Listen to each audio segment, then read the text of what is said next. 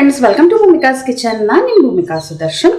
ಗೊಜ್ಜು ಅವಲಕ್ಕಿ ಅಂತಿದಂಗೆ ಎಲ್ಲರಿಗೂ ಗೊತ್ತೇ ಇರುತ್ತೆ, ಆದರೆ ಸಿಂಪಲ್ ಆಗಿ ಹೇಗೆ ಮಾಡೋದು ಅಂತ ತೋರಿಸ್ತಾ ಇದ್ದೀನಿ. ಈಗೊಂದು ಗೊಜ್ಜು ಅವಲಕ್ಕಿ ಅಂತೂ ದೇವಸ್ಥಾನಗಳಲ್ಲಿ ಪ್ರಸಾದದ ರೂಪದಲ್ಲಿ ಕೊಡ್ತಾರೆ. ಅವಾಗಂತೂ ಏನು ರುಚಿಯಾಗಿರುತ್ತೆ ಅಲ್ವಾ. ಅದಕ್ಕೋಸ್ಕರ ಅದನ್ನು ಮನೇಲಿ ಮಾಡೋದು ಹೇಗೆ ಅಂತ ತೋರಿಸ್ತಾ ಇದ್ದೀನಿ. ನಿಮಗಂತೂ ಎಲ್ಲರಿಗೂ ಗೊತ್ತೇ ಇರುತ್ತೆ, ಆದರೆ ನಾನು ಹೇಗೆ ಮಾಡ್ತೀನಿ ಅಂತ ಅಂದ್ಬಿಟ್ಟು ಸಿಂಪಲ್ ಆಗಿ ಒಂದು ಸಾಂಬಾರು ಪೌಡರ್ ಇದ್ದರೆ ಸಾಕು, ರುಚಿಯಾಗಿರುವಂಥ ಗೊಜ್ಜು ಅವಲಕ್ಕಿ ಮಾಡೋದನ್ನು ನಾನು ಇವಾಗ ತೋರಿಸ್ಕೊಡ್ತೀನಿ. ಬನ್ನಿ ಮಾಡೋದು ಹೇಗೆ ಅಂತ ನೋಡ್ಕೊಳ್ಳೋಣ. ಗೊಜ್ಜು ಅವಲಕ್ಕಿ ಮಾಡೋದಕ್ಕೆ ಮೊದಲು ಗಟ್ಟಿ ಅವಲಕ್ಕಿ 2 ಕಪ್ ತೊಗೊಂಡು ಮಿಕ್ಸರ್ ಜಾರ್ ಒಳಗಡೆ ಹಾಕ್ಕೊಂಡು ಇದನ್ನು ಒಂದು 2-3 ಸಲ ಮೀಡಿಯಮ್ ರವೆ ಕನ್ಸಿಸ್ಟೆನ್ಸಿಗೆ ಬ್ಲೆಂಡ್ ಮಾಡ್ಕೋಬೇಕು. ನಿಮಗೇನಾದರೂ ಮೀಡಿಯಮ್ ಅವಲಕ್ಕಿ ತೊಗೊಂಡು ಅಂತ ಅದಂತೂ ಬೇಗನೆ ಪೌಡರ್ ಆಗುತ್ತೆ. ಇವಾಗ ತೋರಿಸ್ತೀನಿ ರವೆ ಕನ್ಸಿಸ್ಟೆನ್ಸಿಗೆ ಹೇಗೆ ಮಾಡೋದು ಅಂತ. 4-5 ಸಲ ನಾನು ಬ್ಲೆಂಡ್ ಮಾಡ್ಕೊಂಡಿದ್ದಕ್ಕೆ ನೋಡಿ, ಮೀಡಿಯಮ್ ರವೆ ಕನ್ಸಿಸ್ಟೆನ್ಸಿ ಅಥವಾ ಬನ್ಸಿ ರವೆ ಕನ್ಸಿಸ್ಟೆನ್ಸಿ, ನಿಮ್ಗೊಂದು ಸ್ವಲ್ಪ ದಪ್ಪ ಇರಬೇಕು ಅಂತ ಅಂದರೆ ಅಷ್ಟು ಮಾಡ್ಕೋಬೇಕು. ಇದಕ್ಕೆ ಉಪ್ಪು ಹುಳಿ ಖಾರ ಹಾಕ್ಕೊಂಡು ಕಲಿಸ್ಕೊಳ್ಳೋಣ. ಒಂದು ಪಾತ್ರೆ ಒಳಗಡೆ ಒಂದು ಗೋಲಿ ಗಾತ್ರದ್ದು ಹುಣಸೆ ಹಣ್ಣಿಗೆ ಒಂದು ಅರ್ಧ ಕಪ್ಪಷ್ಟು ನೀರು ಹಾಕ್ಕೊಂಡು ರಸ ತೊಗೊಂಡಿದ್ದೀನಿ. Sambar powder 1.5 table spoon first ಒಂದು ಸ್ವಲ್ಪ ಹಾಕ್ಕೊಂಡು ಟೇಸ್ಟ್ ನೋಡ್ಬಿಟ್ಟು ಬೇಕಿದ್ರೆ ಹಾಕ್ಕೊಳ್ತೀನಿ. ರುಚಿಗೆ ತಕ್ಕಷ್ಟು ಉಪ್ಪು. ಇವಾಗ ಬೆಲ್ಲ 1 ಟೀ ಸ್ಪೂನ್ ಅಷ್ಟು. ಈ ಒಂದು ಗೊಜ್ಜು ಅವಲಕ್ಕಿಗೆ ಉಪ್ಪು ಹುಳಿ ಖಾರ ಸಿಹಿ ಎಲ್ಲ ಒಂದು ಹದವಾಗಿದ್ರೇ ರುಚಿ ಜಾಸ್ತಿ. ಈ ಥರ ಎಲ್ಲ ಚೆನ್ನಾಗಿ ಮಿಕ್ಸ್ ಮಾಡ್ಕೊಂಡಿದ್ದೀನಿ. ಇವಾಗ ಏನು ಮಿಕ್ಸರ್ ಜಾರಲ್ಲಿ ಪುಡಿ ಮಾಡ್ಕೊಂಡಿದ್ವಲ್ಲ ರವೆ ಕನ್ಸಿಸ್ಟೆನ್ಸಿಗೆ, ಅದನ್ನು ಇದರೊಳಗಡೆ ಹಾಕ್ಕೊಂಡು ಮಿಕ್ಸ್ ಮಾಡ್ಕೊಳ್ತೀನಿ. ಈ ರವೆನ ತೊಳೆಯೋದೇನು ಬೇಕಿಲ್ಲ, ಅವಲಕ್ಕಿ ಆಗಿರೋದ್ರಿಂದ ತೊಳೆದ್ಬಿಟ್ರೆ ನಿಮ್ಗೆ ಏನೇನೋ ಒಂಥರ ಫುಲ್ ಮುದ್ದೆ ಆದಂಗೆ ಆಗೋಗ್ಬಿಡುತ್ತೆ. ಡೈರೆಕ್ಟಾಗಿ ಇದಕ್ಕೆ ಕಲಿಸ್ಕೋಬೇಕಾಗುತ್ತೆ. ನೋಡಿ, ಹುಡುಡಿಯಾಗಿ ಕಲಿಸ್ಕೋಬೇಕು. ಬೇಕು ಅಂದರೆ ನೀರು ಚಿಮ್ಕಿಸ್ಕೊಳ್ಳೋಣ. ಫಸ್ಟ್ ಈ ಉಪ್ಪು ಹುಳಿ ಖಾರ ಎಲ್ಲ ಚೆನ್ನಾಗಿ ಮಿಕ್ಸ್ ಆಗೋಗ್ಲಿ ಇದಕ್ಕೆ. ಫಸ್ಟ್ ಈ ಥರ ಎಲ್ಲ ಮಿಕ್ಸ್ ಮಾಡ್ಕೊಂಡ್ಮೇಲೆ ನೋಡಿ, ತುಂಬ ಡ್ರೈ ಅನ್ನಿಸ್ತಿದೆ. ನೀರು ಚಿಮ್ಕಿಸ್ಕೊಂಡು ಎಷ್ಟು ಬೇಕು ಇಷ್ಟಕ್ಕೆ ಅರಳೋದಕ್ಕೆ ನೋಡಿಕೊಂಡು ಹಾಕೋಬೇಕಾಗತ್ತೆ. ಒಂಚೂರು ಸಾಫ್ಟಾಗಿದ್ದರೆ ನೆನಿತಾ ಗಟ್ಟಿಯಾಗಿ ಹಾರಡಾಗುತ್ತೆ. ಇದನ್ನ ಪಕ್ಕ ಎತ್ತಿಟ್ಕೊಂಡು ಇವಾಗ ಒಗ್ಗರಣೆ ಹಾಕೊಂಬಿಡೋಣ. ರುಚಿ ನೋಡಬೇಕು. ರುಚಿ ಹೇಗಿರಬೇಕು ಅಂದರೆ ಉಪ್ಪು ಹುಳಿ ಖಾರ ಸ್ಟ್ರಾಂಗ್ ಆಗಿರಬೇಕು. ಒಂದು ಪಕ್ಕ ಎತ್ತಿಟ್ಕೊಂಡ್ಬಿಡ್ತೀನಿ. ಈ ಗೊಜ್ಜು ಅವಲಕ್ಕಿಗಂತೂ ತುಂಬಾ ಸಿಂಪಲ್ ಒಗ್ಗರಣೆ. ಒಂದು ಬಾಣಲಿ ಒಳಗಡೆ 2-3 ಟೇಬಲ್ ಸ್ಪೂನ್ ಎಣ್ಣೆ ಹಾಕ್ಕೊಂಡಿದ್ದೀನಿ.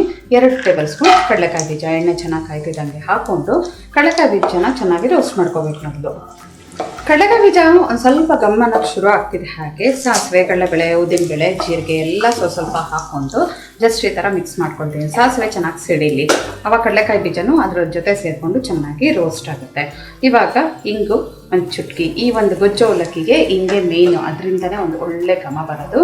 ಜೊತೆಯಲ್ಲಿ ಕರಿಬೇವಿನ ಸೊಪ್ಪು, ಒಂದು ಗರಿ, 1-2 ಒಣಗಿದ ಮೆಣಸಿನ್ಕಾಯಿ ಎಲ್ಲ ಚೆನ್ನಾಗಿ ಹಾಕ್ಕೊಂಡು ಮಿಕ್ಸ್ ಮಾಡ್ಕೊಳ್ತೀನಿ. ಲೋ ಫ್ಲೇಮಲ್ಲಿ ಒಂದು 30 ಸೆಕೆಂಡಿಂದ 1 ನಿಮಿಷದವರೆಗೆ ಫ್ರೈ ಮಾಡ್ಕೊಳ್ಳೋಣ. ಎಲ್ಲ ಆಗಿದೆ ನೋಡಿ. ನಾನು ಸ್ಟವ್ ಆಫ್ ಮಾಡ್ಕೊತಿದ್ದೀನಿ. ನೀವು ಬೇಕಾದರೆ ಆನಲ್ಲೇ ಇಟ್ಕೊಂಡು ಹಾಕ್ಕೊಂಡು ಮಿಕ್ಸ್ ಮಾಡ್ಕೊಳ್ಳಿ. ನನಗೆ ಅಷ್ಟು ಫಾಸ್ಟಾಗಿ ಮಾಡೋಕ್ಕಾಗಲ್ಲ ಅಂತ ಸ್ಟವ್ ಆಫ್ ಮಾಡಿಬಿಟ್ಟು ಆವಾಗಲೇ ಏನು ಮಿಕ್ಸ್ ಮಾಡಿ ಇಟ್ಕೊಂಡಿದ್ನಲ್ಲ ಈ ಗೊಜ್ಜು ಅವಲಕ್ಕಿ ಇತ್ತು ಮಿಕ್ಸ್ಚರು, ಅದನ್ನು ಹಾಕ್ಕೊಳ್ತಾ ಇದ್ದೀನಿ. ಅವಲಕ್ಕಿನ ನೋಡಿ ಕಲಿಸ್ದಾಗ ಹೇಗಿತ್ತು, ಇವಾಗ ಸಾಫ್ಟ್ ಆಗಿದೆ. ತುಂಬ ಡ್ರೈ ಅನ್ನಿಸ್ತಿತ್ತು. ಮೇಲ್ಗಡೆ ಇನ್ನೊಂದು 2-3 ಟೇಬಲ್ ಸ್ಪೂನ್ ಅಷ್ಟು ಇದನ್ನು ನೀರನ್ನ ಹಾಕ್ಕೊಂಡು ಸಾಫ್ಟ್ ಮಾಡ್ಕೊಂಡಿದ್ದೆ. ಇದನ್ನು ಹಾಕ್ಕೊಂಡು ಮೇಲ್ಗಡೆ ಕೊತ್ತಂಬರಿ ಸೊಪ್ಪು ಉದುರಿಸ್ಕೊಳ್ಳೋಣ. ಸಣ್ಣ ಕಟ್ ಮಾಡ್ಕೊಂಡಿರೋ ಅಂಥ ಕೊತ್ತಂಬರಿ ಸೊಪ್ಪು 1 ಟೇಬಲ್ ಸ್ಪೂನ್.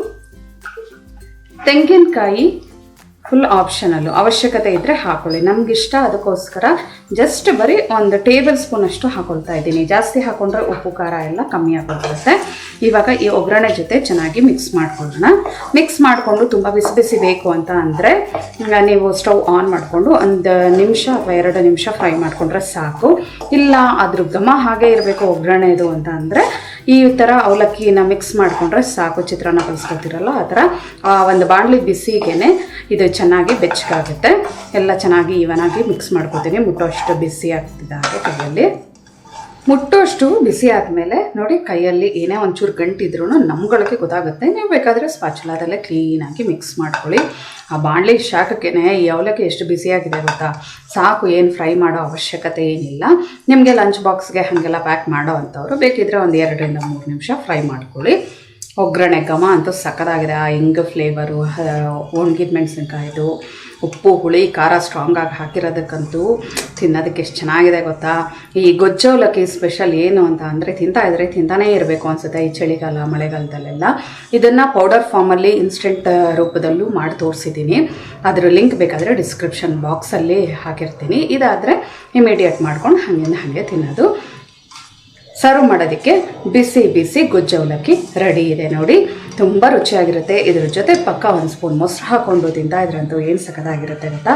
ಮತ್ತೆ ಆಗ್ತಡ ನಿಮ್ಮ ಮನೆಯಲ್ಲೂ ಕೂಡ ಮಾಡಿ ಹೇಗಿದೆ ಅಂತ ಕಮೆಂಟ್ ಬಾಕ್ಸಲ್ಲಿ ತಿಳಿಸಿ. ಇವತ್ತಿನ ಈ ಸಿಂಪಲ್ ರೆಸಿಪಿ ನಿಮ್ಗೆ ಇಷ್ಟ ಆಗಿದ್ರೆ ಲೈಕ್ ಮಾಡಿ, ಶೇರ್ ಮಾಡಿ. ಯಾರೆಲ್ಲ ಇನ್ನೂ ಭೂಮಿಕಾಸ್ ಕಿಚನ್ಗೆ ಸಬ್ಸ್ಕ್ರೈಬ್ ಆಗಿಲ್ಲ ದಯವಿಟ್ಟು ಸಬ್ಸ್ಕ್ರೈಬ್ ಆಗಿ. Thanks for watching.